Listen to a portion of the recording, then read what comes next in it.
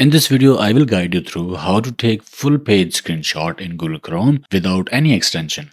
And it will also include scrolling part. To do this, I will open a page that has scroll.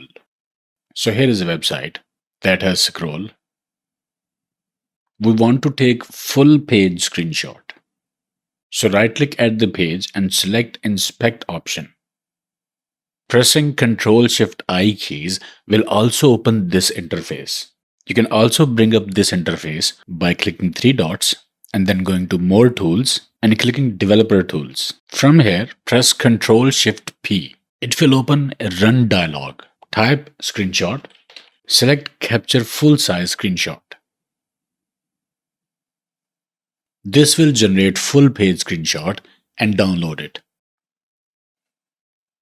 Then you can use this full page screenshot anywhere, or you can send it to wherever you like. Okay, I hope you find it useful. If you do, please leave a like and subscribe to the channel. See you in the next one.